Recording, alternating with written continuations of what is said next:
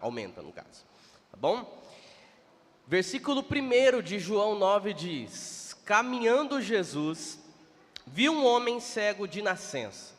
E os seus discípulos perguntaram: Mestre, quem pecou, este ou seus pais, para que nascesse cego? Respondeu Jesus: Nem ele pecou, nem seus pais, mas foi para que se manifestem nele as obras de Deus. É necessário que façamos obras daquele que me enviou, enquanto é dia. A noite vem, quando ninguém pode trabalhar. Quando estou no mundo, sou a luz do mundo. Dito isso, cuspiu na terra e, tendo feito lodo com saliva, aplicou aos olhos do cego, dizendo: Vai, lava-te no tanque de Siloé, que quer dizer enviado. Ele foi, lavou-se e voltou vendo. Até aqui, feche os seus olhos mais uma vez, vamos falar com Deus. Amém. Amém. Irmãos, nós estamos aí no nosso penúltimo live sobre os milagres de Jesus no Evangelho de João. Hoje é o 6º milagre, e aqui é o ponto, só para você, para contextualizar o texto que nós vamos estudar, que é João 9, é o estudo mais longo da nossa série aí, então eu vou tentar não perder muito tempo, mas sem deixar de pontuar aquilo que é mais importante. E no contexto geral aqui, quando a gente chega no capítulo 8, não no 9, mas no capítulo 8 de João, os líderes religiosos, os fariseus, os saduceus, eles já estão ficando profundamente irritados com Jesus, e pior do que apenas irritados. Quando a gente chega no capítulo 8, se você quiser olhar na sua Bíblia aí a página do capítulo número 8, você vai ver que Jesus lá no capítulo 8 já começa a dizer: olha, eu sou a luz do mundo, eu vim para trazer a luz ao mundo que está em trevas. E aí a tensão entre Jesus e os fariseus começa a crescer e chega num nível máximo, a ponto do Evangelho de João dizer que os fariseus começaram a procurar a matar a Jesus, encontrar um momento para matar a Jesus. E aí é quando Jesus vai novamente passando por Jerusalém, passando pela cidade, que ele encontra um cego de nascença. E ao curar aquele cego de nascença, Jesus ilustra aquilo que ele estava dizendo desde o capítulo 8, que ele é a luz do mundo. E aí é o texto que nós acabamos de ler, nós vamos ler novamente, versículo 1 ao 7. Enquanto o texto diz que Jesus estava caminhando pela cidade, juntamente com seus discípulos, no meio de uma festa. Que festa é essa, irmãos? Que festa é essa que eles estão caminhando para ela? O texto diz que eles estão num sábado. O dia da semana é o dia de sábado, e está se aproximando a principal festa daqueles dias, que era a festa dos tabernáculos. E de repente Jesus encontra com esse cego de nascença, e é o que diz o versículo de número 1 aí, ó. Caminhando Jesus, viu um homem cego de nascença. Interessante é que o texto faz questão de dizer que ele era cego de nascença.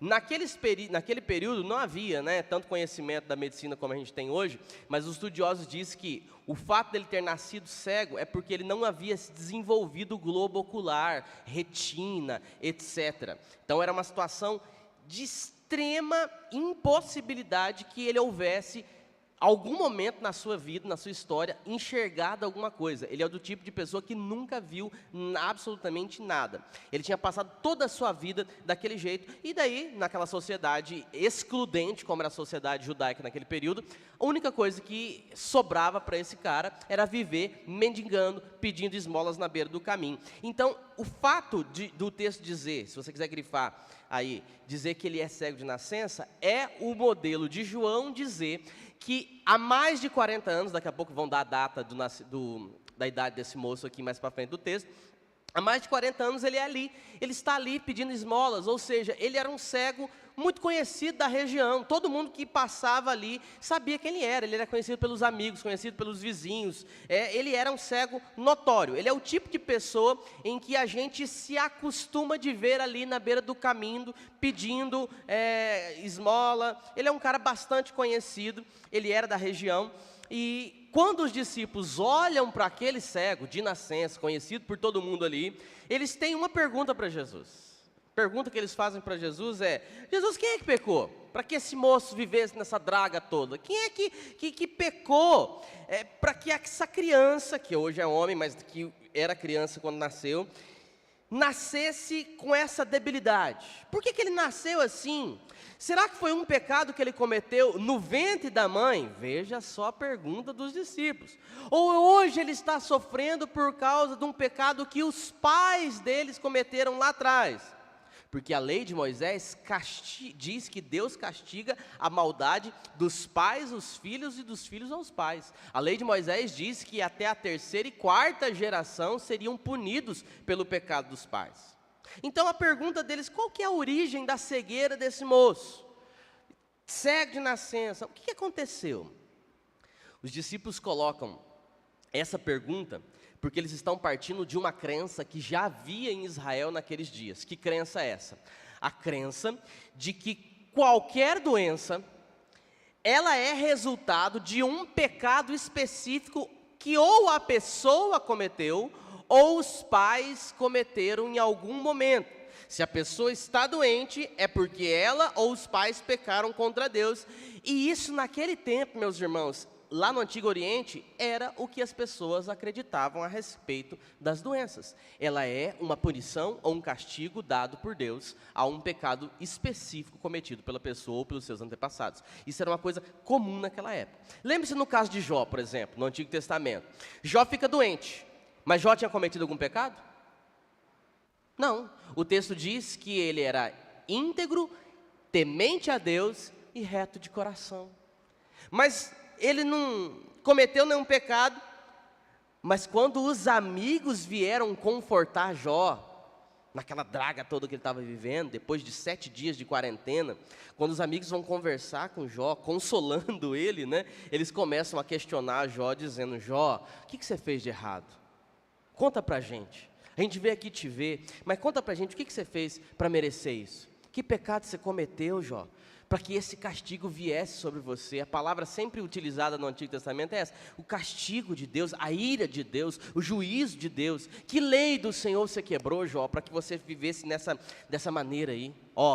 Novamente o texto bíblico falando daquilo que era imaginário da época. Se alguém está doente, é porque alguém cometeu algum pecado. Era assim que as pessoas pensavam. E quando não era o caso da pessoa, era também uma maldição herdada. Também era outra coisa que estava no imaginário das pessoas. Quando a pessoa não tinha nada de errado com ela, era uma maldição hereditária. Vocês já ouviram falar sobre isso, certo? Maldição hereditária? Já? Sim, não. Se alguém está sofrendo por causa de um pecado que o seu pai cometeu, que o seu avô cometeu, que alguém cometeu em algum momento e ofendeu a Deus, e ele herdou essa maldição, que é uma espécie de castigo do pecado dos pais, consequência dos erros dos pais. Infelizmente, essa crença de que toda doença é resultado de um pecado específico, ela permanece em alguns meios religiosos até os dias de hoje. Essa tal da maldição hereditária. Tem gente que faz culto de quebra de maldição herdada, quebra de maldição adquirida.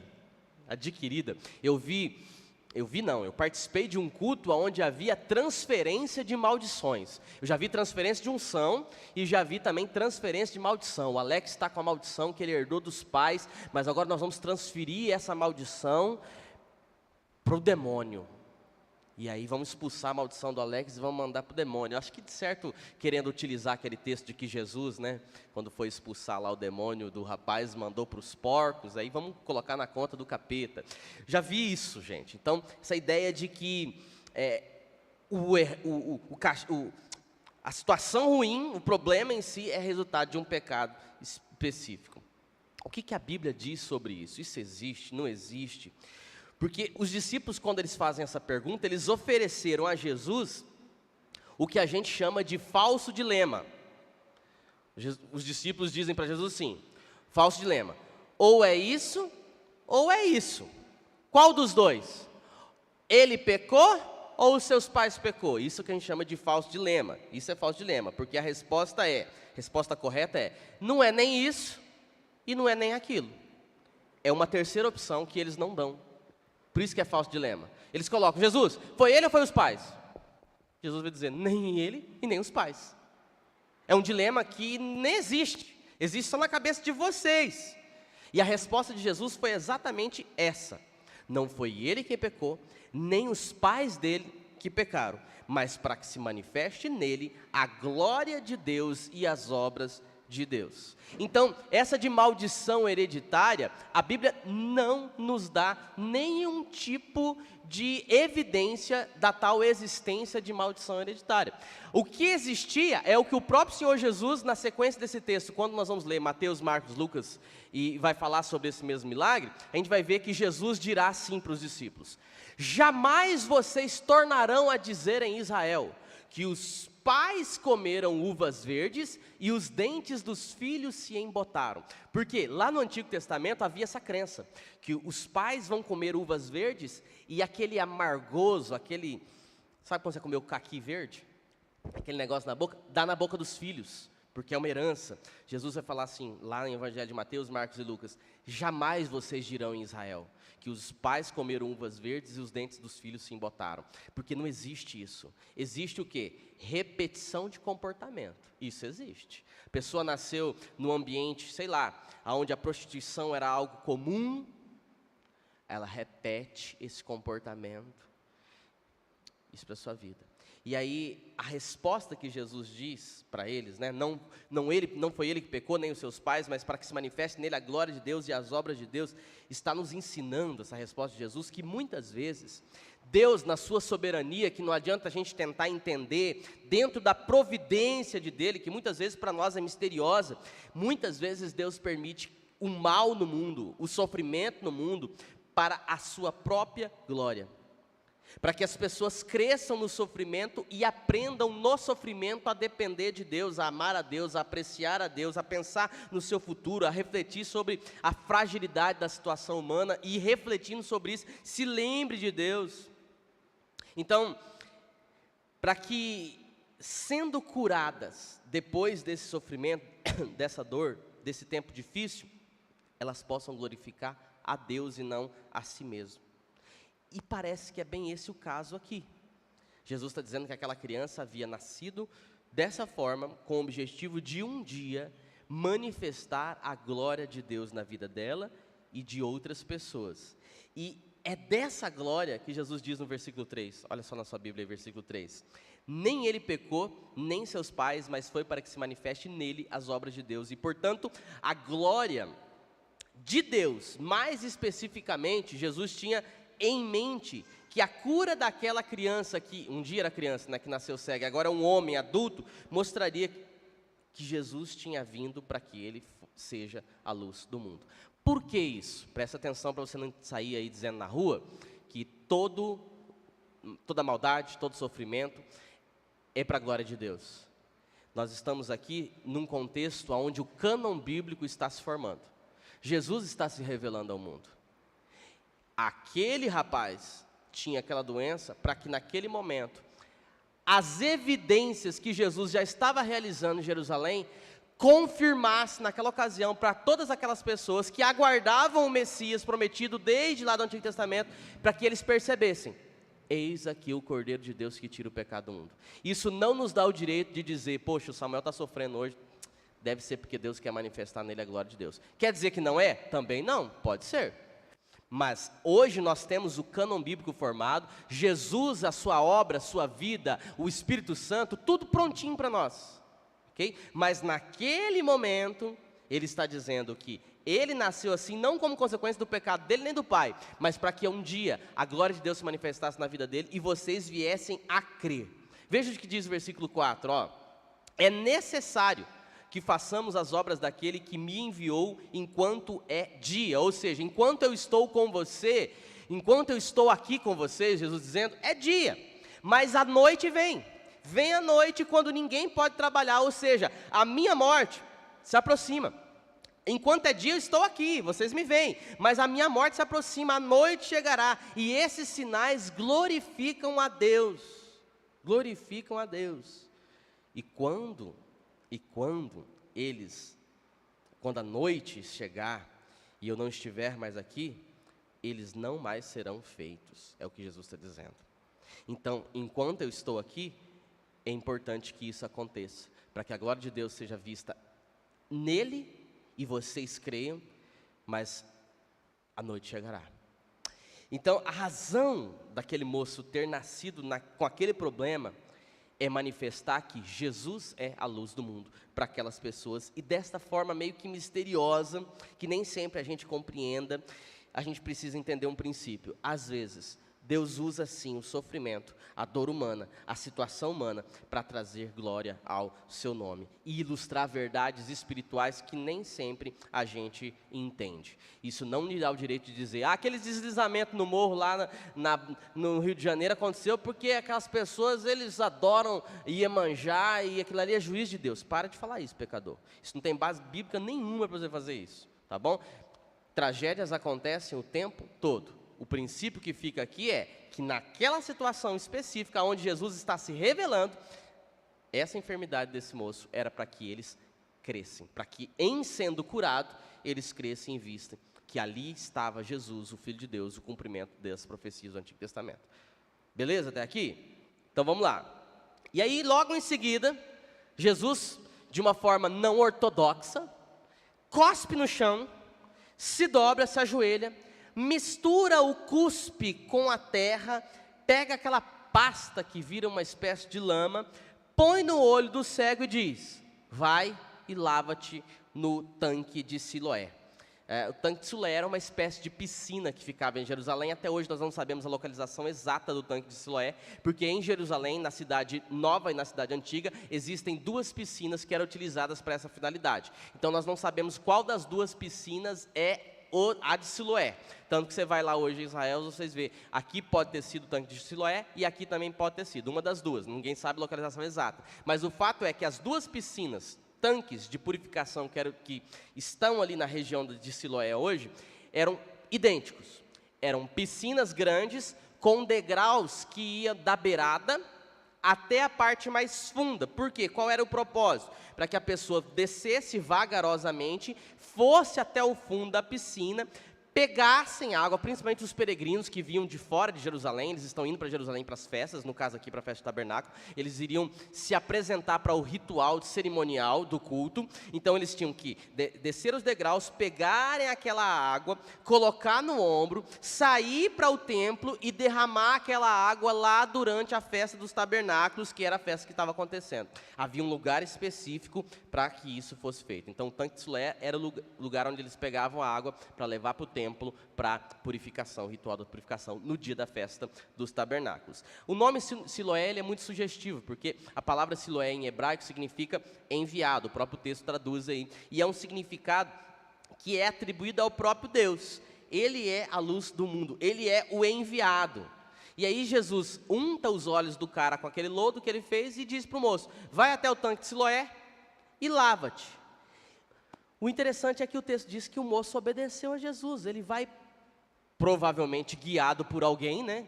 Ele já não enxerga, está com a cara cheia de barro agora, provavelmente alguém pega na mão dele, leva até o tanque de Siloé, lava o rosto e de repente ele está vendo. De repente ele está vendo. Jesus efetuou um milagre aqui extraordinário. E aí o texto é dividido a partir do versículo 7 como as reações. Primeira, a reação dos amigos, versículo 8. Olha lá, os amigos e os vizinhos ficaram completamente confusos, eles não conseguiam entender o que estava acontecendo ali, eles não conseguem, na verdade, acreditar no que está acontecendo. Olha o que diz do verso 8 ao 12. Então, os vizinhos e os que dantes o conheciam de vista, como mendigo, perguntaram, não é este o que estava assentado pedindo esmolas? Uns diziam, é ele. Outros, não, mas se parece com ele. Ele mesmo, porém, dizia, sou eu. Perguntaram-lhe, pois, como te foram abertos os olhos? Respondeu ele, o homem chamado Jesus, grifa aí na tua Bíblia, o homem chamado Jesus fez lodo, untou-me os olhos e disse-me, vai ao tanque de Siloé e lava-te. Então fui, lavei-me e estou vendo. Disseram, pois, onde está ele? E ele respondeu, não sei. Então veja, os vizinhos, os amigos, as pessoas que antes estavam acostumadas a ver aquele homem lá, disseram, peraí, esse homem aqui, ele não era cego nascendo? Como é que agora ele está andando sozinho por aqui? Peraí, ele está olhando para todo mundo, parece que ele está enxergando, parece que ele está vendo. Ele está olhando para as pessoas, o que aconteceu? não pode ser ele, deve ser alguém parecido. Aí ele mesmo falou, não, sou eu mesmo, para que não houvesse dúvida, sou eu mesmo. E os vizinhos então perguntam, o que aconteceu com você? Aí a resposta do homem é o versículo 11, olha lá o versículo 11. A resposta do homem foi, o homem chamado Jesus colocou lama nos meus olhos e me mandou que lavasse. E eu fui e voltei vendo. Por que eu pedi para você grifar quando ele diz o homem chamado Jesus? Porque, olha só, a maneira como ele se refere a Jesus. Um homem chamado Jesus. É como se ele estivesse dizendo, aquela pessoa, eu não sei bem quem que é um cara lá, é um cara que se chamava Jesus, eu não sei como é que é o nome dele, não sei quem ele é, onde que ele veio, mas eu sei que as pessoas chamam ele de Jesus e foi ele. Aí as pessoas perguntaram, mas onde ele está? Esse homem chamado Jesus. Onde é que está essa pessoa extraordinária que fez isso? Aí qual foi a resposta dele? Eu não sei. Quando eu voltei para o tanque, não tinha mais ninguém lá, eu não sei onde ele está. E aí, a cabeça das pessoas fica ainda mais confusa, sem entender. E aí, olha só o que eles fizeram. Pegam o cego, levam ele aos fariseus, que eram os líderes religiosos, eram a espécie dos pastores da época. Não, ninguém melhor do que o pastor para dizer o que aconteceu, que vamos chegar neles aqui. Levaram para os fariseus, para que eles dessem uma explicação para eles sobre o que tinha acontecido. Então, a essa altura, o cego está vendo, os vizinhos, os amigos estão vendo que o cego está vendo, e agora vão levar para os fariseus verem que eles viram que o cego está vendo. É bem isso mesmo. E daí nós chegamos no versículo 13, e aí do versículo 13 até o versículo 17, nós vemos como que os amigos levaram o cego para os líderes religiosos, para saber o que estava acontecendo, porque ninguém conseguia entender aquilo. Versículo 13 até o versículo 17. Ô Marcelo, você conseguir pegar um microfone ali para você me ajudar? Ô Leandro, pega um microfone lá para mim, por favor. Olha só, o versículo 13 até o 17. Levaram, pois, os fariseus, os que dante fora cego, e era sábado, o dia em que Jesus fez o lodo e lhe abriu os olhos. Então, os fariseus, por sua vez, lhe perguntaram, como chegara a ver, ao que lhe respondeu, aplicou lodo aos meus olhos, lavei-me e estou vendo.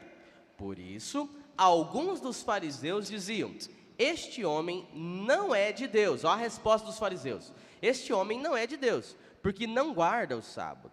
Diziam outros, como pode um homem pecador fazer tamanhos sinais? E houve dissensão entre eles, de novo, perguntaram ao cego, que dizes tu a respeito dele?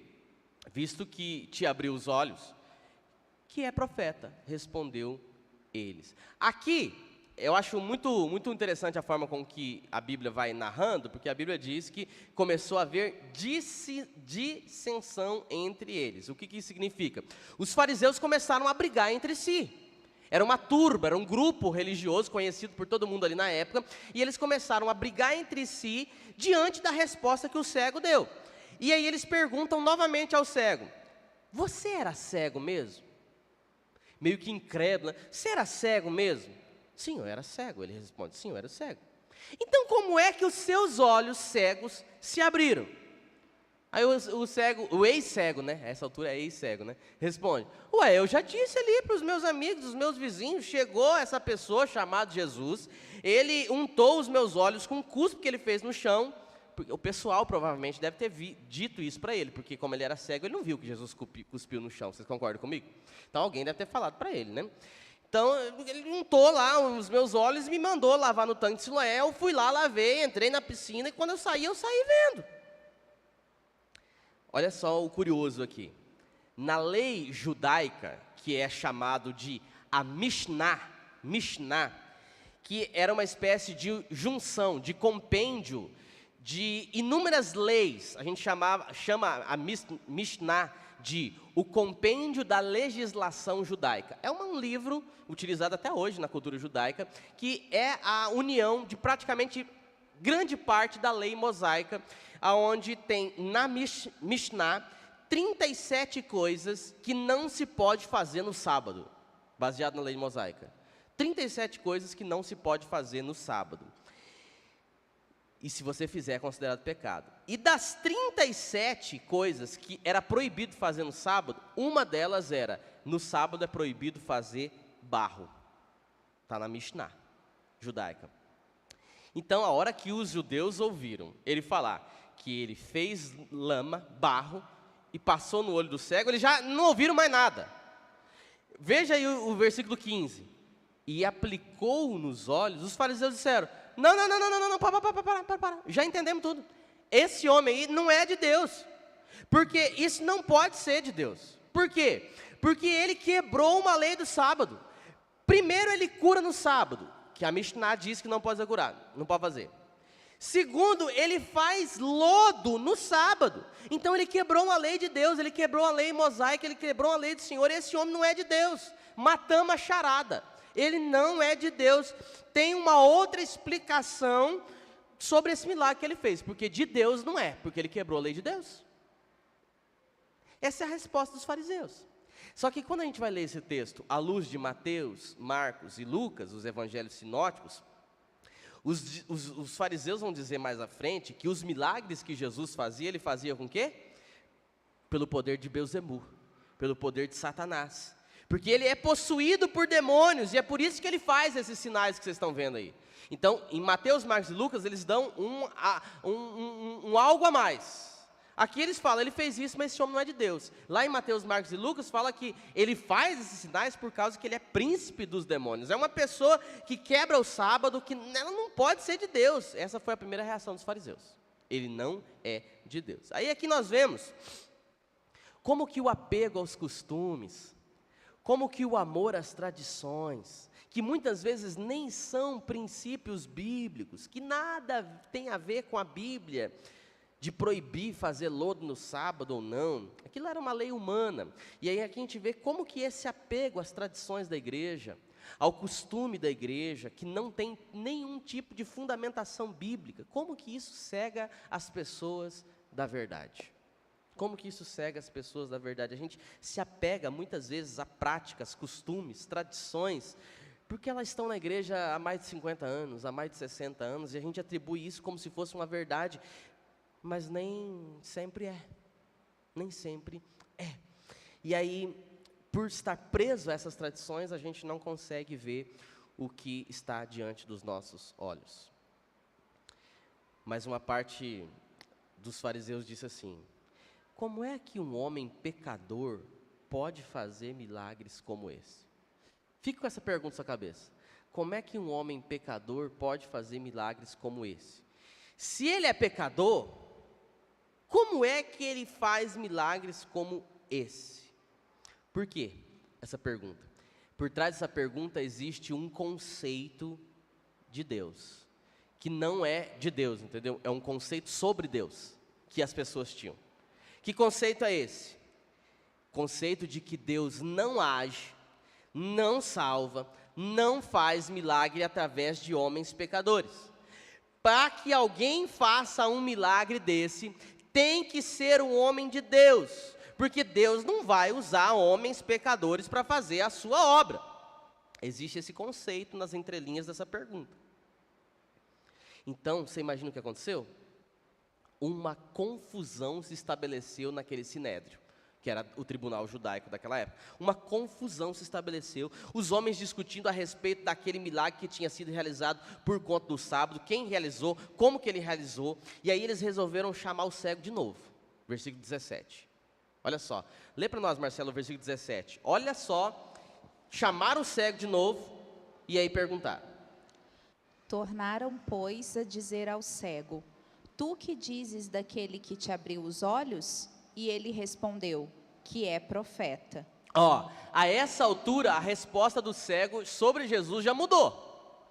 Ele já tem uma outra ideia acerca de Jesus. É uma resposta diferente. Ele diz, eu creio que ele é um profeta.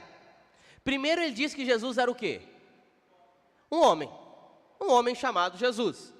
Agora ele diz que Jesus é o quê? Um profeta. É mais ou menos assim, enquanto vocês estão discutindo aí, eu estou pensando aqui, e realmente ele me curou. E se ele me curou, ele só pode ser um profeta. Ele ficou ali, ele só pode ser um profeta. Aí, qual foi a resposta dos fariseus? Não acreditaram, os fariseus não acreditaram. Aí o versículo 18 em diante, nós lemos como que os fariseus resolveram chamar os pais do cego. Versículo 18 até o 23. Lê para nós, Marcelo, olha só a leitura do versículo 18 ao 23. Os judeus, porém, não creram que ele tivesse sido cego e que agora visse, enquanto não chamaram os pais do que agora via, e perguntaram-lhes dizendo: é este o vosso filho, que vós dize ter nascido cego? Como, pois, vê agora? Seus pais lhe responderam e disseram: sabemos que este é o nosso filho, e que nasceu cego. Mas como agora vê, não sabemos. Ou quem lhe tenha aberto os olhos, não sabemos. Tem idade, perguntai-lo a ele mesmo, e ele falará por si mesmo. Seus pais disseram isto porque temiam os judeus, porquanto já os judeus tinham resolvido que, se alguém confessasse ser ele o Cristo, fosse expulso da sinagoga. Por isso é que seus pais disseram: tem idade, perguntai-lo a ele mesmo. Olha só, na cabeça dos fariseus, eles não se satisfizeram com a resposta, e enquanto eles não chamaram os pais daquele homem e perguntaram o seguinte: olha, escuta aqui, há 45 anos, que é mais ou menos o tempo de vida que esse homem tem, se ele nasceu cego, então ele está há mais de 40 e poucos anos nessa situação. Então eles perguntam: olha, há 45 anos vocês vêm dizendo que esse menino é cego.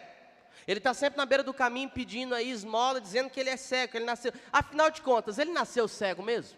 É a pergunta que os fariseus fazem para os pais. Ele nasceu cego mesmo ou vocês estão enrolando? Vocês fizeram uma espécie de armação aí, só para arrancar dinheiro do povo, e na verdade o menino não era cego nem nada. Aí os pais disseram o quê? Não, o menino nasceu cego. Ele era cego mesmo, nasceu cego. Aí os fariseus fizeram uma segunda pergunta: mas então, ele nasceu cego, então como é que ele está vendo agora? Aí os pais responderam: olha a conveniência aqui. Os pais responderam: a gente não sabe, mas ele já tem 45 anos, por que vocês não perguntam para ele?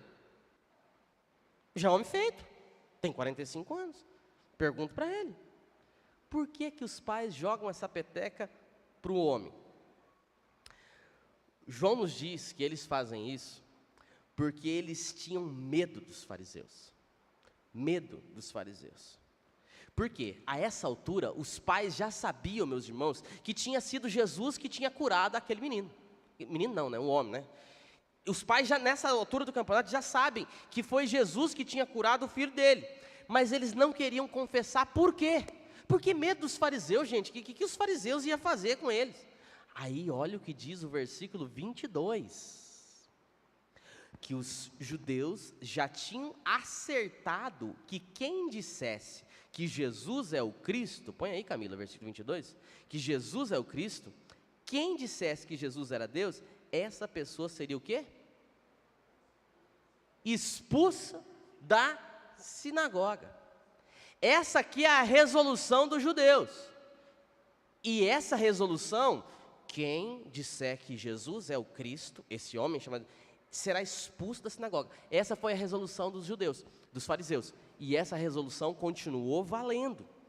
Isso significa que, presta atenção aqui, todos os cristãos do primeiro século, depois dessa data aqui, todos os cristãos que se tornaram, todos os judeus, melhor dizendo, todos os judeus que se tornaram cristãos, eles foram expulsos e banidos das sinagogas judaicas em todo o território de Israel.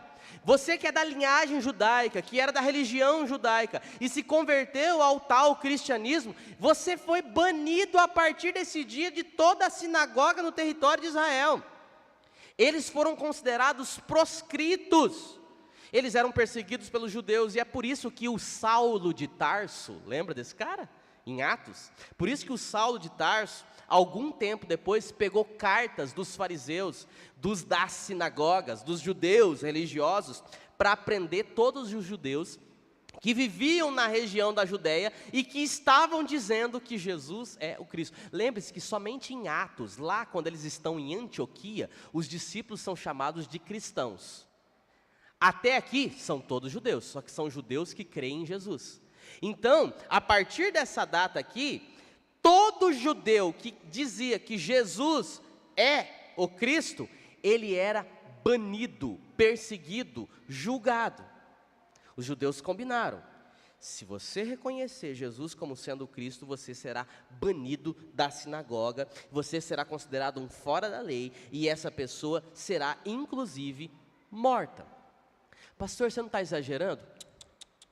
O autor de Hebreus, nós não sabemos quem escreveu a carta aos Hebreus, mas o autor dos Hebreus, aos Hebreus, foi escrita justamente para um grupo de judeus que havia, na região de Jerusalém, declarado que criam que Jesus era o Cristo, o ungido, o Messias, o enviado para salvar o mundo. E esse grupo de judeus que estão ali, haviam crido em Jesus, estavam sendo ameaçados e expulsos e perseguidos por parte dos seus patrícios. Eu preciso lembrar que naquela época a escravidão era permitida. Muitos dos escravos que eram judeus declaravam: Jesus é o Cristo, nós vimos, nós entendemos. E essas pessoas estão sendo perseguidas, e é por isso que o autor aos Hebreus queriam evitar que eles negassem a Cristo e voltassem atrás ao judaísmo. Por isso que é escrita a carta aos Hebreus, que você vê que ela tem todo esse teor de persistência, de perseverança, vai falar sobre salvação, etc. Okay? Então, aqueles dias, irmãos, foram dias de intensas perseguições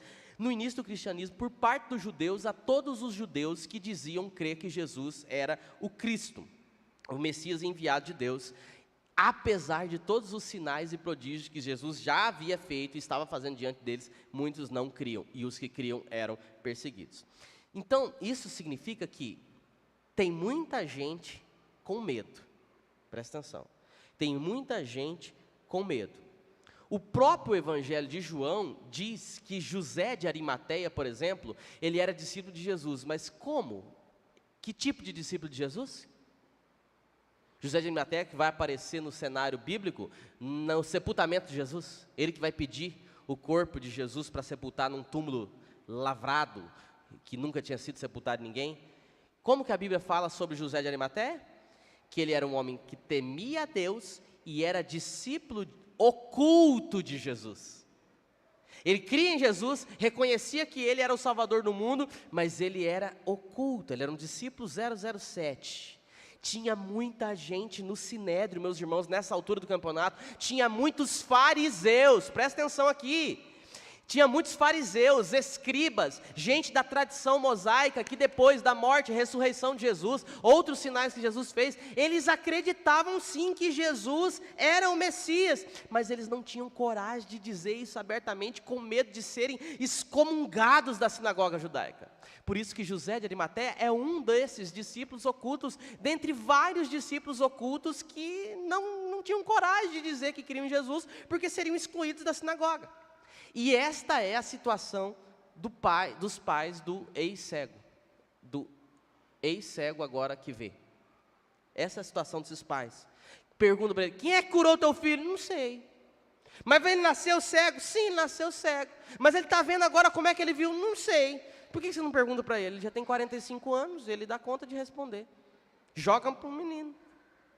E até hoje, irmãos, existem pessoas que têm receios de homens, medo das pessoas, medo de assumir assim uma postura cristã, de dizer: olha, eu sou crente em Jesus, eu sou discípulo de Jesus, de viver as consequências disso aí. Muitas pessoas têm medo, assim como os pais deste cego. Ficou clara essa explicação? Sim. E aí começa, os fariseus voltam para o cego de novo, segunda vez que eles vão conversar com o cego. Os fariseus chamam o cego, e aí nós vamos ver do versículo 24 até o versículo 26, o segundo interrogatório dos fariseus com o cego. Vamos lá, lê para nós, Marcela, versículo 24 a 26. Chamaram, pois, pela segunda vez o homem que tinha sido cego, e disseram-lhe: dá glória a Deus, nós sabemos que esse homem é pecador. Respondeu ele, pois, e disse: se é pecador, não sei. Uma coisa sei, é que havendo eu sido cego, agora vejo. E tornaram a dizer-lhe: que te fez ele? Como te abriu os olhos? Irmãos, percebam que o que os fariseus querem aqui é, de um jeito ou de outro, convencer o cego que ele tinha sido curado por um homem que é pecador. Por isso que eles dizem no versículo 24 aqui, ó, dê glória a Deus. Não dê glória a esse homem chamado Jesus, não. Dê glória a Deus, porque você foi curado por Deus. Foi Deus que curou você, não foi esse homem aqui. Esse homem aqui é um pecador. Então, como é que Deus fez, eu não sei. Mas eu só sei que esse homem é um pecador, então glorifica a Deus e não o nome desse homem aqui. Exalta a Deus. Eles querem convencer a todo custo ao moço ali que ele foi curado por um homem pecador. E aí a resposta do ex-cego é muito simples e pode ser resumido numa frase. Contra fatos não há argumentos. Contra fatos não há argumentos. Eu não sei se ele é pecador, eu só sei de uma coisa. Eu era cego de nascença e agora eu estou vendo. E aí quando ele responde isso, os fariseus têm que encarar um outro fato. De que diante deles tinha um cego de nascença que agora está vendo. E aí eles voltam a insistir, versículo 26. Olha o versículo 26. Como é que ele fez isso? Aí o cego perde a paciência. Olha aí na tua Bíblia. Aí o cego perde a paciência. Porque já é o terceiro depoimento. Não enche o saco, Samuel. Você tem que ficar falando a mesma coisa, a mesma coisa, a mesma coisa. Aí ele perdeu a paciência. O terceiro depoimento dele, e olha o versículo 27 até o 34. 27 ao 34 é o último confronto dos fariseus com o cego. Ele respondeu: eu já lhes disse, e vocês não me deram ouvidos. Por que querem ouvir outra vez? Acaso vocês também querem ser discípulos dele? Então o insultaram e disseram: discípulo dele é você, nós somos discípulos de Moisés. Sabemos que Deus falou a Moisés, mas quanto a esse, nem sabemos de onde ele vem. O homem respondeu: ora, isso é extraordinário, vocês não sabem de onde ele vem, contudo, ele me abriu os olhos. Sabemos que Deus não ouve a pecadores, mas ouve ao homem que o teme e pratica a sua vontade. Ninguém jamais ouviu que os olhos de um cego de nascença tivessem sido abertos. Se esse homem não fosse de Deus, não poderia fazer coisa alguma. Diante disso, eles responderam: você nasceu cheio de pecado, como tem a ousadia de nos ensinar? E o expulsaram. Irmãos, aqui você vê a cegueira religiosa no seu ápice.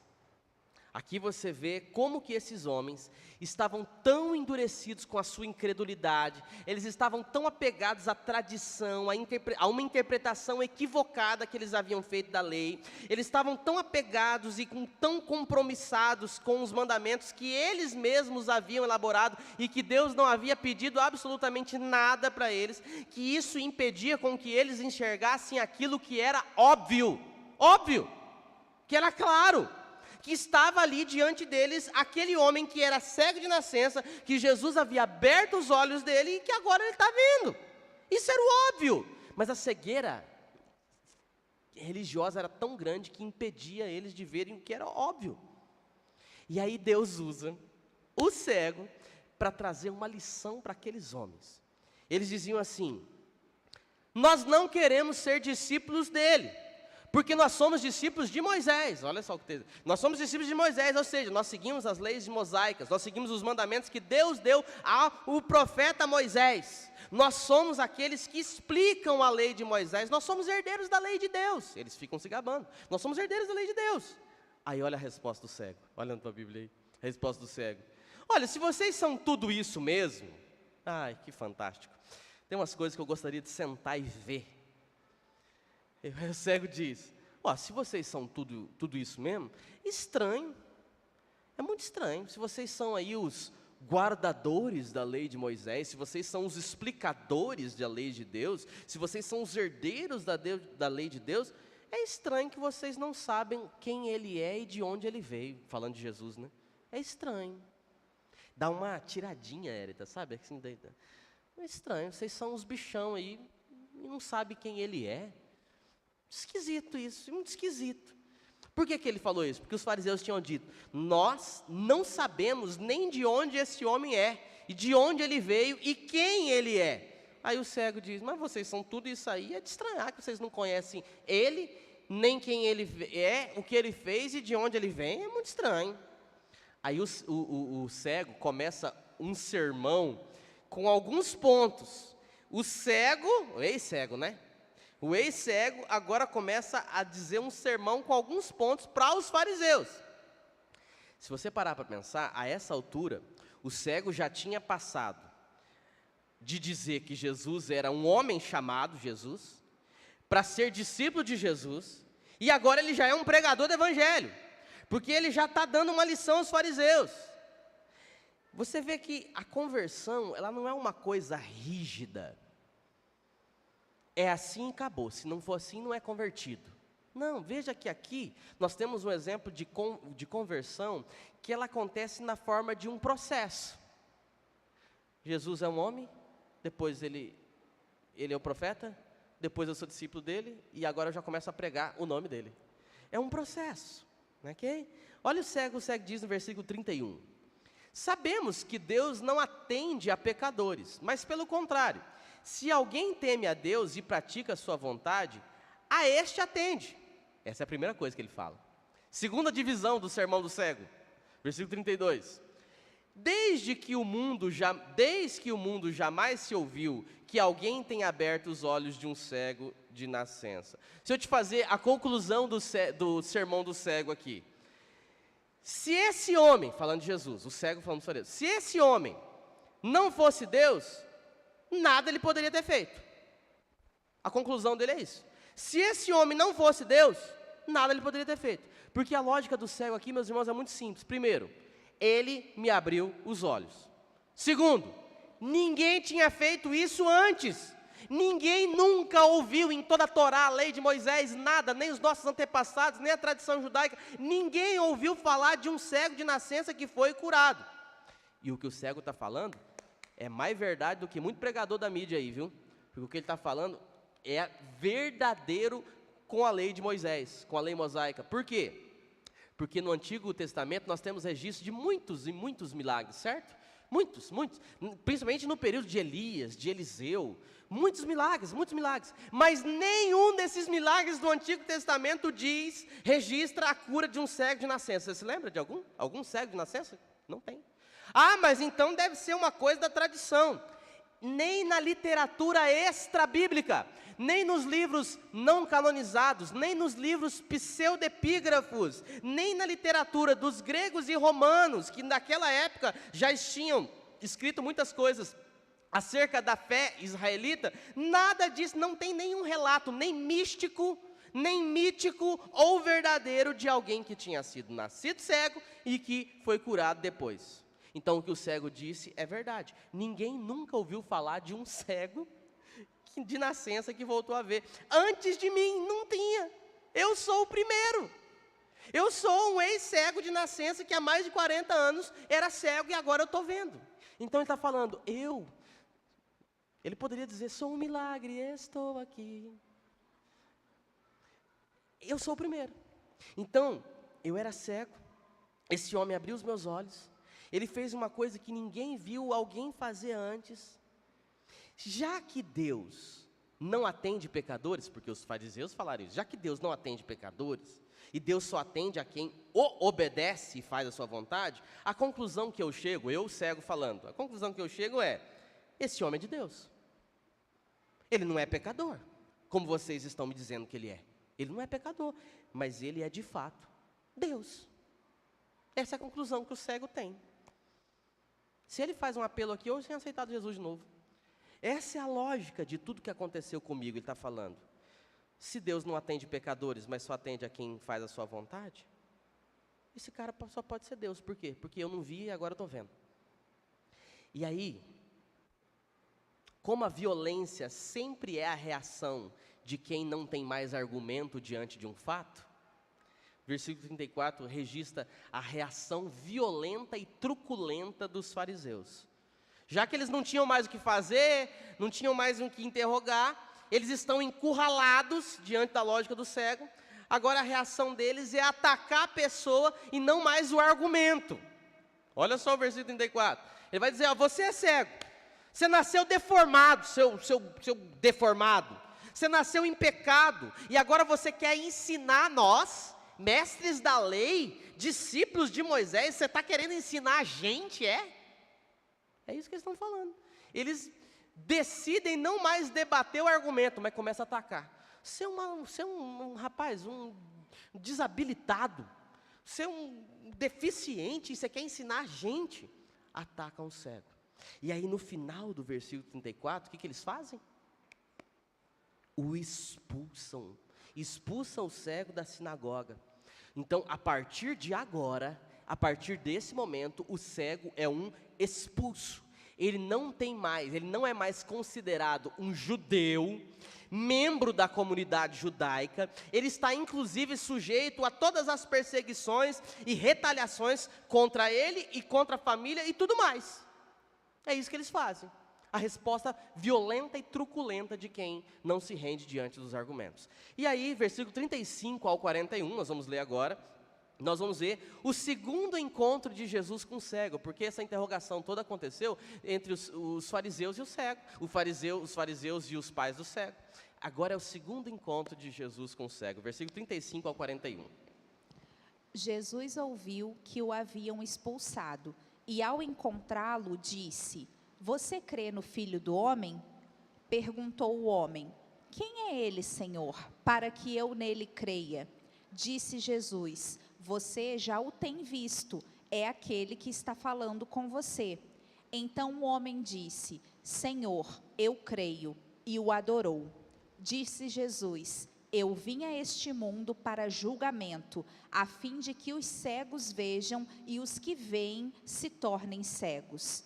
Alguns fariseus que estavam com ele ouviram-no dizer isso e perguntaram, acaso nós também somos cegos? Disse Jesus, se vocês fossem cegos, não seriam culpados de pecado, mas agora que dizem que podem ver, a culpa de vocês permanece. Olha só, meus irmãos, o texto está dizendo o seguinte, que depois que Jesus soube que o cego tinha sido expulso da sinagoga, ele procurou o cego. Jesus foi à procura do cego. E aí o verso 35 diz, Jesus foi ao seu encontro e uma vez que o achou, perguntou, você crê no Filho do Homem?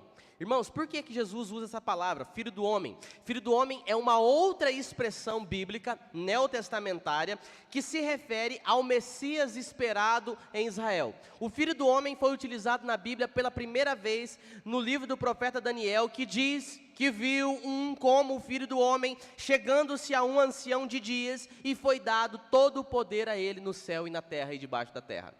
O profeta Daniel diz isso. Então Jesus atribui essa figura messiânica, o Filho do Homem, uma expressão para dizer que Jesus é o Messias, que significa o Messias, o Filho de Deus, o Salvador do mundo. Jesus encontra aquele homem e pergunta, você crê no Filho do Homem? Crê no Filho do Homem? E a resposta do cego é o quê? Quem é, Senhor? Quem é para que eu creia nele? Quem é essa pessoa, esse Filho do Homem? Aí Jesus diz, você já o viu. Você já me viu, sou eu que falo contigo. Muito parecido com o que Jesus responde para a mulher no poço de Jacó, a mulher samaritana. Olha, quando vir o Messias, ele vai nos dizer tudo o que temos que fazer. Jesus olha para a mulher samaritana e diz, eu o sou, eu que falo contigo. É isso que ele fala aqui para o rapaz, aqui ó. Você já me viu, sou eu que falo contigo. Jesus abertamente, e isso acontece de forma pública, eles estão, meus irmãos, no meio de uma galera que está preocupado com a principal festa, a festa dos tabernáculos que está se aproximando.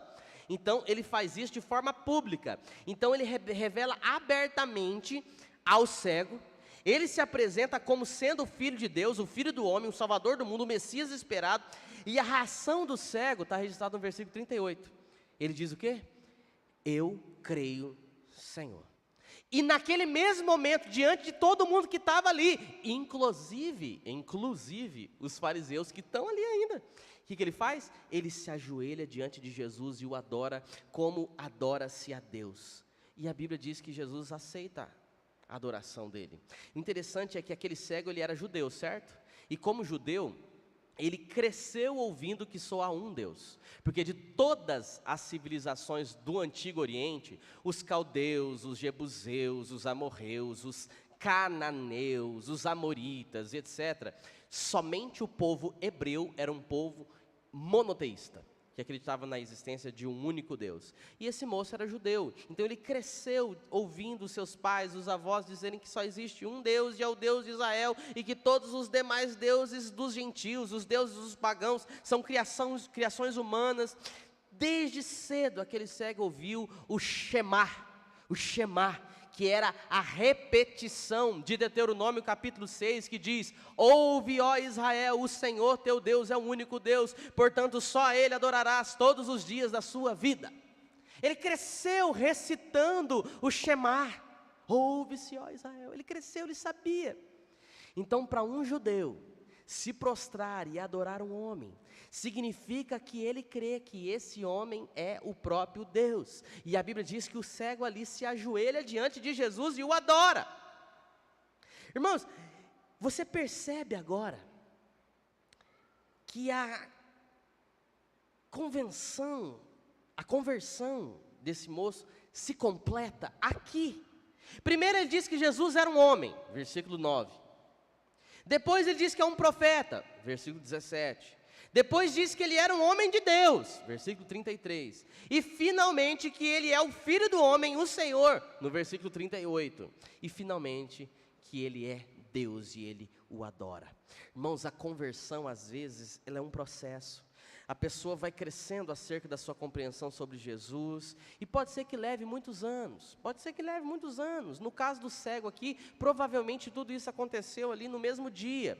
Mas no caso dos nossos filhos, no caso dos nossos netos, você que acha que teu filho dá muito trabalho na igreja, que não para quieto, insere ele no processo de conversão.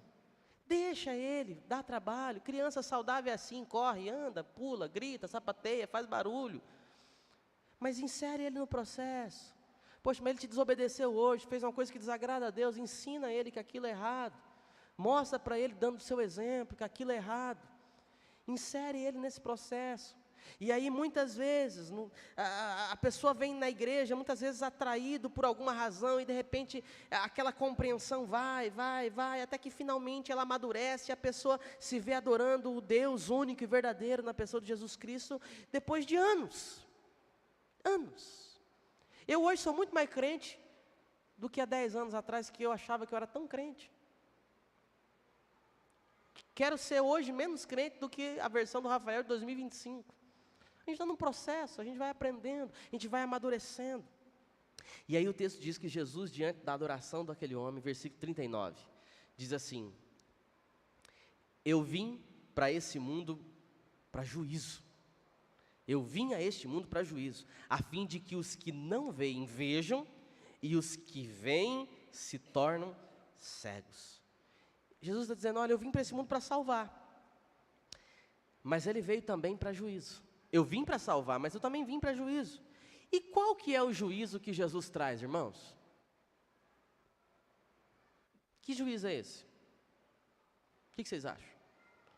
Eu vim para juízo, ele fala. Mas que juízo é esse? Jesus está usando palavras que, para o entendedor, para o seu ouvinte, era um jogo de palavras. Assim como ele fala com Pedro: Pedro, tu és pedra, se você é pedra, dedicarei minha igreja. Ele faz isso aqui. Ele está dizendo assim: olha, aqueles que acham que vêm, não me veem. Aqueles que acham que vêm, não me veem, não me reconhecem. Por quê? Porque na verdade eles veem, mas na verdade são cegos. E aqueles que estão cegos pelas trevas da ignorância, mas creem nele, eles passam a ver. É isso que Jesus está falando. Aqueles que acham que veem se tornam cegos, e os cegos que agora podem ver a pessoa de Jesus, que representa a diferença entre a vida eterna e o juízo final. Então aqueles que me veem, veem. Aqueles que me reconhecem podem ser até cegos, mas são cegos que veem aquilo que jamais deveriam não ter visto. Aí, aos fariseus, no versículo 40, Os fariseus, irmãos, ouviram tudo isso. Ouviram o que o cego disse para Jesus, ouviram o que Jesus disse para o cego, porque tudo isso aconteceu no público. Viram a adoração do cego, viram o cego se ajoelhando, a declaração de Jesus. Aí os fariseus dizem: você está dizendo que nós somos cegos, é? É isso que eu estou entendendo? Porque eles entenderam o jogo de palavras de Jesus. Vocês estão dizendo então que nós, fariseus, somos cegos? Porque nós acreditamos no Messias em Israel. Nós conhecemos a lei de Moisés. Então você está chamando a gente de cego, é isso mesmo? É isso? É isso que eu estou entendendo? O que Jesus diz? Tô mesmo. Estou chamando vocês de cego, sim. Porque é isso que vocês são. Versículo 41, olha só. Se vocês fossem cegos, não teriam pecado nenhum.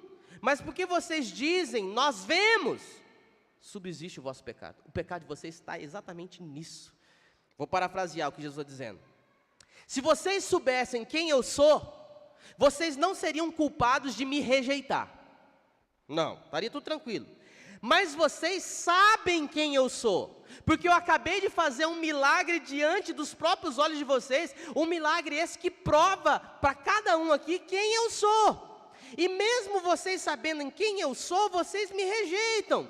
Por isso o pecado de vocês permanece. Vocês são cegos, vocês são culpados de não me conhecer, de não me reconhecer, de não me adorar. O pecado de vocês subsiste, ou seja, vocês vão pagar pela incredulidade de vocês lá no inferno, no juízo de Deus que permanece sobre vocês.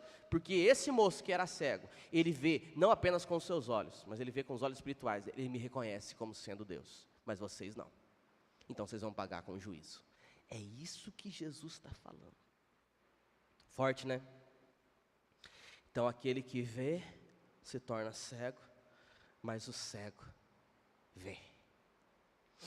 E aí a gente caminha para o fim agora, para ver o que João quer nos ensinar com esse texto. Por que esse texto é importante para nós? Primeira coisa que nós aprendemos aqui é que o mundo está entregue, está em trevas, está cego como um cego de nascença.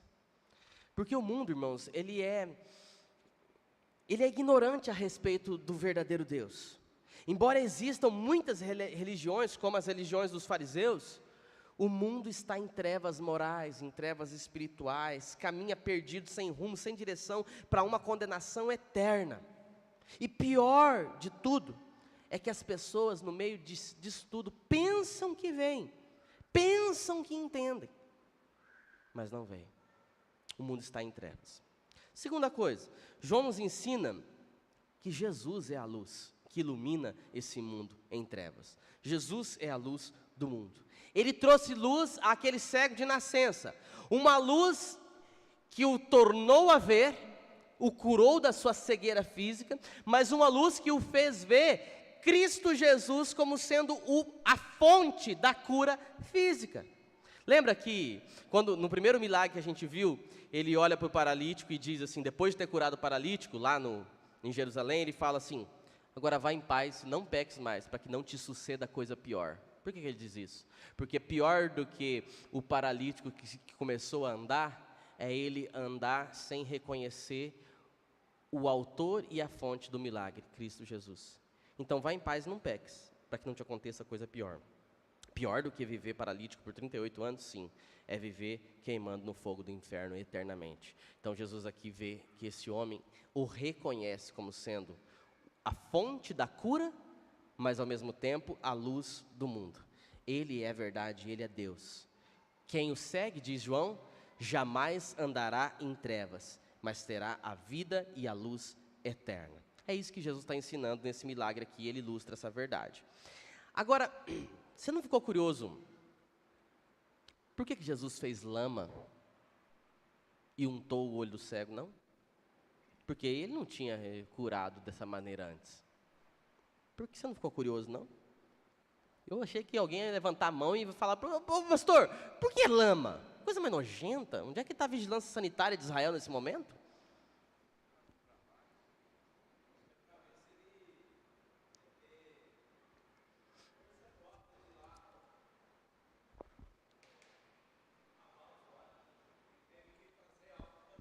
Mas ele, para os outros, milagres, ele pergunta para o cara, você quer ser curado?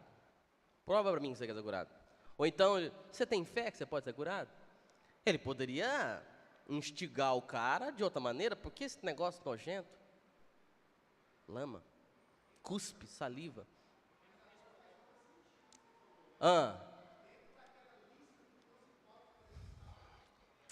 Exatamente.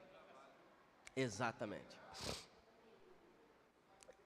Exatamente. Cutucar, essa palavra, vamos ficar com a palavra da cutucar. Jesus conhecia a lei de Moisés, ele sabia a Mishmá, de cor. Ele sabia as 37 proibições do dia de sábado. Ele poderia simplesmente ter feito assim, viu? Mas ele vai naquilo que é proibição para a lei dos homens. Para dizer, eis aqui quem é maior do que a lei. O senhor vai falar, irmão Alexandre? Marcelo, empresta o microfone para o Alexandre, por favor. É o seguinte, aí, quando você falou assim, por que fez o barro? Né? Aí eu perguntaria, da minha parte, por que ele disse que ele cuspiu no chão, né? Cuspiu ele fez no chão. a saliva. Né? Então, temos hoje, nos dias de hoje, muita gente, apesar de querer saber tudo, ainda fazendo questionamento com o milagre. Sim. Ora, Jesus faz como ele quer e como ele pode, e daí? Não precisa a gente dar critérios. Se nós tivéssemos condições de dar critério para Jesus, imagine, que horror. Então, a gente tem que ser muito firme nessa postura de cristão, ao dar resposta, ao dar pergunta, e ao respeitar a situação. Jesus é Jesus, acabou. Não precisa. Agora, eu perguntei isso. Há uns tempos atrás, eu perguntei, por que ele fez a saliva dele, fez o barro? Meu Deus, me perdoe. Mas a gente precisa aprender. Ok? Obrigado. Amém. Olha só, irmãos. Por que Jesus fez lama com a saliva e untou os olhos do cego? Só para umedecer a lama. Exato. E então ele quer cutucar justamente naquela proibição da lei mosaica, dizendo, eis aqui quem é maior do que a lei. Eu posso curar estalando o dedo, ou eu posso usar a lama que vocês dizem que é proibido fazer no sábado. Mas outra coisa muito forte, Jesus está aqui fazendo uma reencenação, presta atenção, tá? Uma reencenação. Que reencenação é essa que Jesus está fazendo? Jesus está reencenando o Gênesis 2. O que acontece no Gênesis 2? Deus do pó da terra fez o homem e soprou nele vida, fôlego, rua, espírito. Jesus, como aqui reencenando a criação, ele recria os olhos daquele homem, que não existiam. Jesus recria, através do pó da terra, o globo ocular, toda a parte oftalmológica do camarada. Jesus faz uma reencenação da criação. E aí, quando ele manda o homem se lavar na piscina, Jesus está lembrando também o que o profeta Eliseu diz a Naamã: vai até o Rio Jordão e se banha 7 vezes. Em outras palavras, Jesus se apresenta como Deus que agiu lá no Antigo Testamento, através da criação de Gênesis e através da palavra do profeta Eliseu, dizendo que é capaz de recriar o ser humano e curá-lo poderosamente. Jesus está querendo dizer o seguinte: eu que fiz lá atrás, no Gênesis, eu que usei o profeta lá atrás, para fazer um homem leproso ser curado, eu estou aqui diante de vocês, refazendo tudo aquilo que vocês já sabem, mas agora sou eu que estou aqui. Vocês estão entendendo, irmãos? Isso aqui é muito profundo, e essas verdades trazem para nós algumas lições práticas. Quando você se vê em trevas aqui nesse mundo, quando você não souber o que fazer da sua vida, porque isso pode acontecer com qualquer um, em qualquer momento, quando você estiver em encruzilhadas, onde você se sentir completamente perdido, não sabe a direção que seguir, lembre-se de uma coisa: você tem a luz do mundo na sua vida. Jesus Cristo é o seu farol, Jesus Cristo é a sua direção, e Ele vai guiar você e te direcionar. Basta você fazer uma oração dizendo: Senhor, eu sei que Tu és a luz do mundo, mas agora eu não sei o que fazer, então me ilumina. E faça como Abacuque, ora a Deus, se assenta até na torre de vigia e fica esperando Deus falar com você, porque Deus não resiste a um coração quebrantado e contrito. Você não sabe o que fazer? Ora para que a luz do mundo te dê a direção e ilumine os seus passos. Talvez você pode estar passando por um momento estranho da sua vida, indeciso aqui nesse mundo, mas você tem a luz do Evangelho de Jesus que ilumina toda treva, toda treva. Não há luz, não há trevas que resista à luz de Jesus, e Ele já está em nós. Assim, Jesus faz isso aqui para mostrar quem Ele era, mas você já sabe quem Ele é. Você já tem toda a revelação da Bíblia Sagrada na tua mão.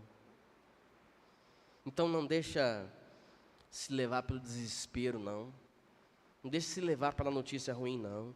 Às vezes no meio da doença, às vezes no meio do desemprego, no meio do sofrimento, no meio da dor, das indecisões, as pessoas ficam desanimadas, e isso acontece. Mas lembre-se que você é crente, amém? Você é crente em Jesus. Enquanto você estiver aqui nesse mundo, você pode se sentir assim, inevitavelmente você vai sentir assim. Mamãe, você, por mais que proteja seu filho, inevitavelmente ele se sentirá assim em algum momento da sua vida. Mas nós temos a luz, nós temos a verdadeira luz que ilumina todo o homem. Por isso, se você estiver lutando hoje com dúvidas, incredulidade, veja se no fundo do seu coração a razão talvez seja o medo dos homens. Assim como os pais desse menino estavam. Com medo dos homens, com medo das consequências que a crença em Jesus lhe trariam. Eu vou ser expulso da sinagoga, eu não serei visto mais como um membro da comunidade judaica, eu seria oprimido, eu poderia perder minha casa, eu poderia ser perseguido até morto. Então, pergunta para ele, ele já é homem, já há 45 anos, ele resolve. Não tenha temor dos homens. Enquanto nós tememos pessoas que dirão o que vai ser dito a respeito de nós, nós não experimentaremos a luz do mundo. Não tema os homens, tema a Deus. Amém?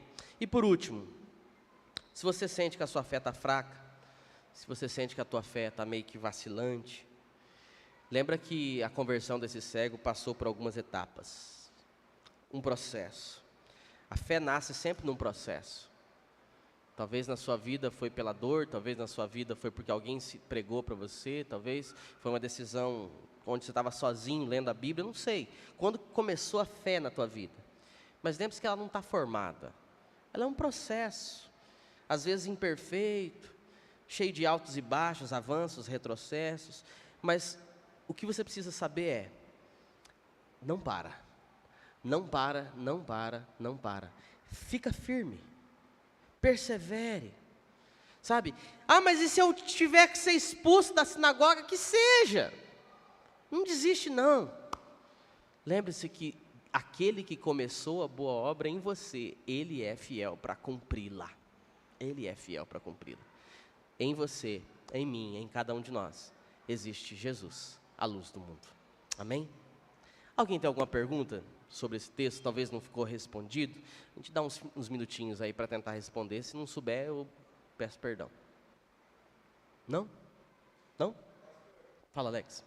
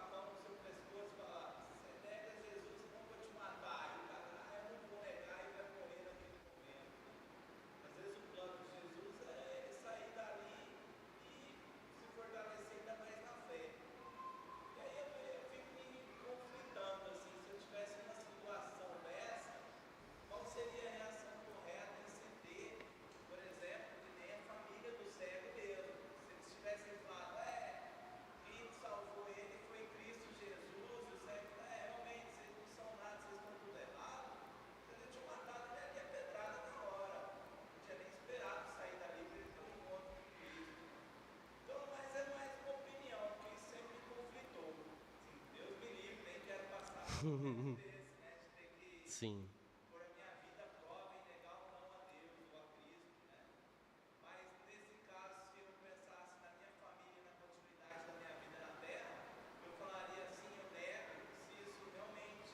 Vou negar por fora, mas por dentro o senhor sabe que eu não neguei, né?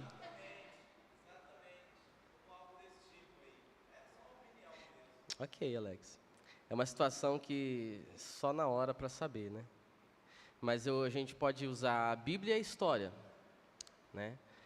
As pessoas na Bíblia que passaram por isso, a resposta sempre foi afirmativa, né? Sadraque, Mesaque, Abednego, se nós não nos prostrarmos, nós iremos para a fornalha? Então o Senhor manda aquecer a fornalha, porque nós não vamos se prostrar. E eles poderiam morrer ali na fornalha e está tudo bem, iam se encontrar com Deus no céu, porque não negaram, mas Deus o livrou, né? Assim como os apóstolos, no livro de Atos dos Apóstolos que a gente estudou também, viveram por situações assim, né? Pedro se achou injusto de morrer da mesma maneira que Jesus, crucificado, pediu para ser crucificado de cabeça para baixo, mas não negou a Jesus. Na história da igreja, né? Jerônimo de Savonarola, a irmã Noemi, tantos e tantos homens e mulheres que foram heróis da fé, que o Jerônimo, né? Bispo de Irmina, a fogueira para ser acesa e falaram para ele, negue-se a Jesus e viva. E ele fala, há 85 anos eu sirvo a Jesus e ele nunca me fez nenhum mal, por que eu vou negá-lo agora? Acende logo essa fogueira. Homens e mulheres que quando foram testados, não diria nem teste, né? Passaram por essa forja, não relutaram, né? Não. E nós ouvimos já testemunhos de missionários que Deus não livrou do tiro, mas a bala pegou em algum lugar, salvou o cara, acabou a bala. Isso na história moderna, né? De fato é, Alex, se naquele momento de negar ou não negar, Deus encerrou e cumpriu os seus propósitos ali na sua vida, você morre ali, mas ressuscita no céu, para a tua vocação e seu propósito. Mas se Deus não encerrou, cara, a obra que Ele tem para a sua vida aqui, Ele te livra, de alguma maneira. Esse é o tipo de coisa que a gente só quando passa para saber. É essa a questão, Alex, é porque muitas vezes não tem nenhuma arma, nenhum facão apontado para a gente, e a gente faz. O que parece a mim muito pior, né? Muito pior. Porque a gente está falando de homens que não negaram a Jesus quando estão passando na ponta do cano. Mas às vezes a gente nega a Jesus. O autor de Hebreus diz que todas as vezes que nós pecamos deliberadamente, nós crucificamos a Jesus novamente. Às vezes nós o negamos sem passar pelo risco de perder a vida.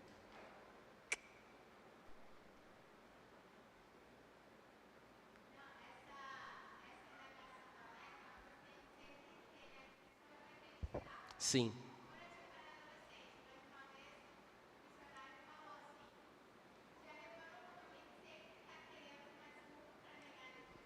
Verdade. Muito difícil.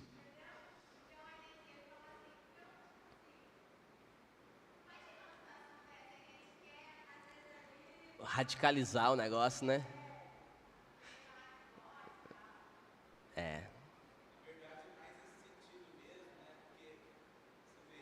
Eu acho que a preocupação a gente tem que ter, né? Porque já demonstra que, poxa, a gente tem um temor a Deus, né?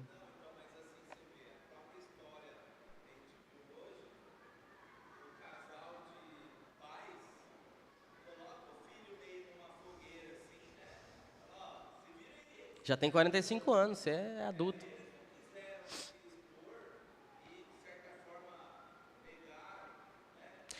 E outra coisa que eu fiquei pensando em casa, né? Não achei nada para embasar essa minha tese, mas como deve ter sido a vida desses pais depois de terem visto o que viram?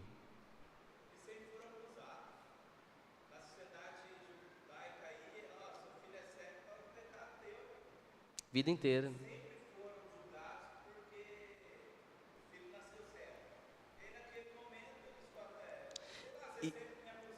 É isso. E agora o filho deles acabou de ser expulso da sinagoga, né? Porque os fariseus o viram adorando a Jesus. E o texto diz que eles o expulsaram. Então, além de terem sido taxados a vida inteira como os pais que pecaram para que o menino fosse cego, agora eles também são pais do ex-cego que foi expulso da sinagoga e não pode mais pertencer a nenhum tipo de membresia judaica. Só que ao mesmo tempo eu fiquei me pensando, Alex. E quando eles viram a resposta do filho? Ó, ele já tem 45 anos, pergunta para ele. E aí perguntaram para ele, ele falou assim, ó, ele é um profeta. Ele é o filho do homem. E o adorou. Ah, eu prefiro pensar que sim.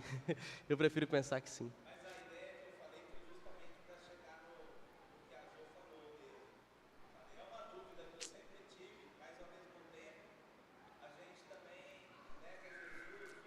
Exato.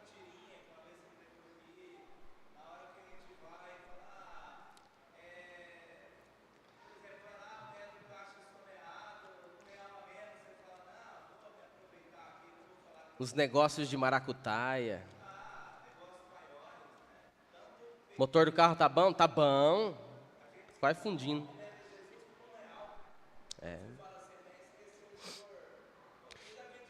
Sim, sim, sim.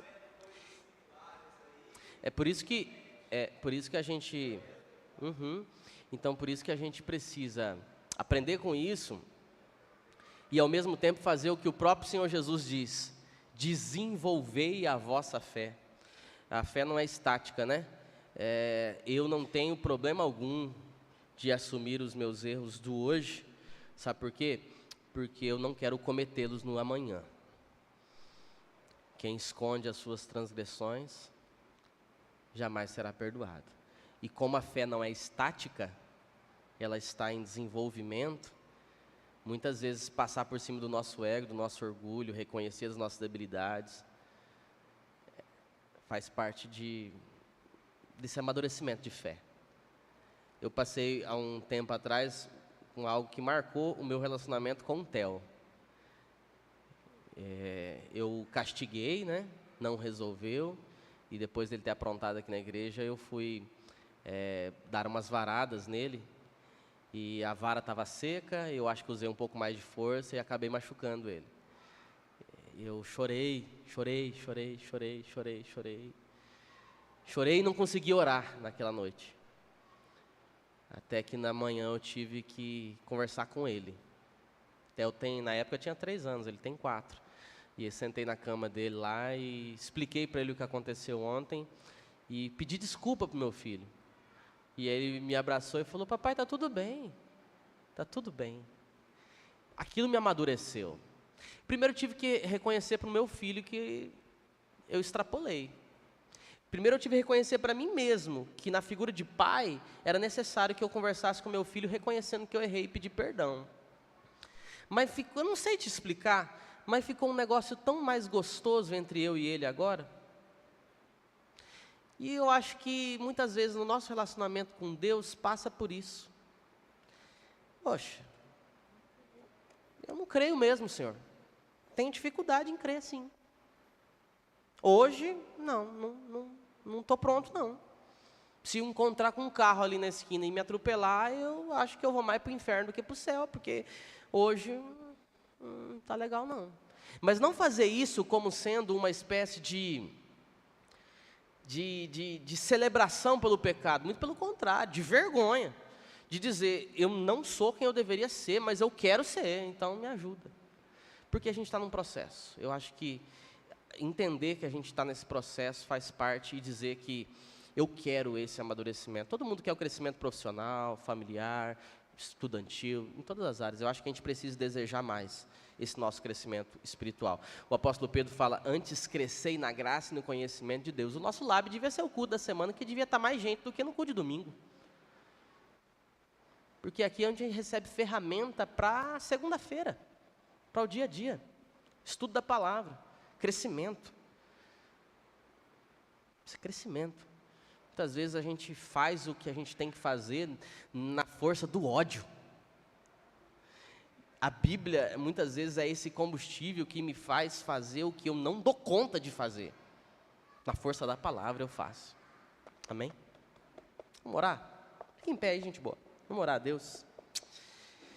Eu disse que aquele que começou a boa obra, ele é fiel para terminar. E a minha oração é que queira Deus terminar essa obra no nosso coração um dia.